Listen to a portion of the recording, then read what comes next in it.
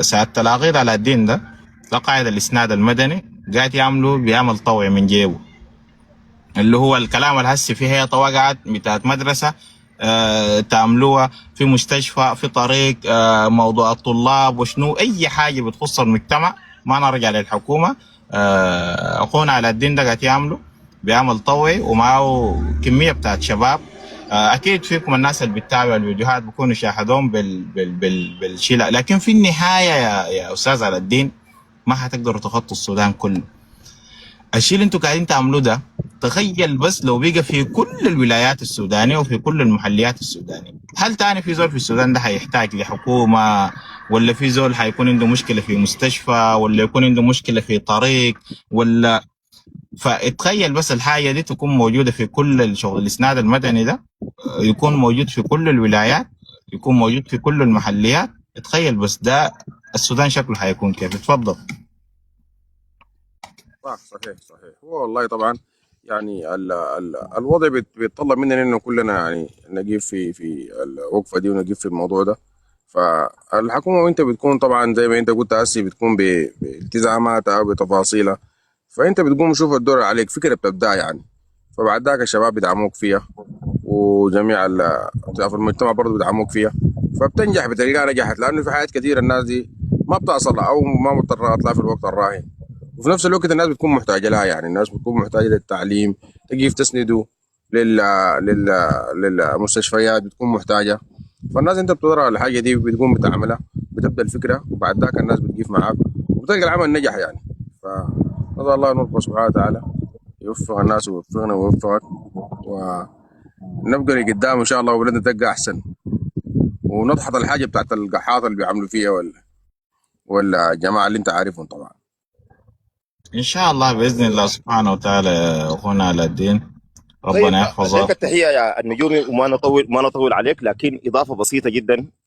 اخونا العقيد على الدين مدير هيئه الاسناد المدني المركزيه، جد يعني بامانه. انا ما اقدر امدح الرجل اللي طلع قدامهم ده قبل شويه اقول هو فلان الفلان، انا في زياره له، زياره خاصه واسريه كده زي ما بيقولوا، لكن استطاع او هذه الجهه استطاعت في فتره وجيزه جدا، واخونا النجومي هو يشهد على ذلك، وكثير من السودانيين والاخوه هم يشهد على ذلك. قدر في فتره وجيزه جدا انه يتم تاهيل اكثر من 7 مستشفيات مركزيه وعلاجيه داخل ولايه الخرطوم. يعني لما نتكلم عن التأهيل، المراتب، السراير، الأدوات الصحية، من عمليات النظافة وتأهيل البنى التحتية، يعني كانت مشاركات كبيرة جدا. أضف على ذلك الليلة امتحانات الشهادة السودانية هسه الآن اللي مضت لها تقريبا حوالي 10 أو 15 يوم، الناس زي قدروا يوفروا وجبة غذائية بلغت قيمة الوجبة دي، مش القيمة يعني أكثر من 3 مليون وجبة تم تقديمها في فترة الامتحانات، كانت موزعة لعدد من المدارس في ولاية الخرطوم، جنوب الخرطوم وغرب مدرمانات ووسط مدرمانات. ده الشغل بتاع الإسناد المدني، وده الشغل الحقيقة اللي بيقوموا به الشباب في لوتر. الشباب ديل موجودين والتقينا بهم وبقوم والله بجهد كبير جدا. الجهد ده يا جماعة ما في أي دعم، أنا بقول لكم عديل دعم كده من الدولة كده إنه نحن ندي الناس زي كده أول جهة، ما في. الناس اللي قايمين بالجهد ده بلاهم ناس مهندسين، فيهم الاطباء، فيهم الناس بتاع الاي تي.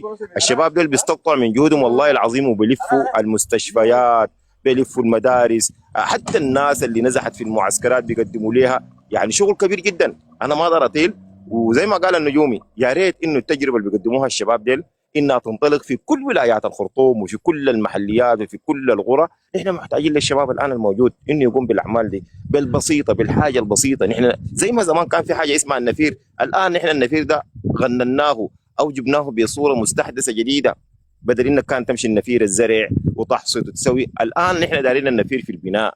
عايزين النفير انه نحن نعمر البلد دي، عايزين النفير انه نحن نقيف مع الناس المحتاجه ونتلمس احتياجات الناس. الحاجه دي نحن جد بامانه محتاجين لها في الفتره الجايه دي. ولك التحيه النجوم، انا ما اطيل عليك، وناسف انه على الدين ربما دخل في مقاطعه كده، لكن حابين انه نحن نوضح للناس، ولك التحيه يا اخي.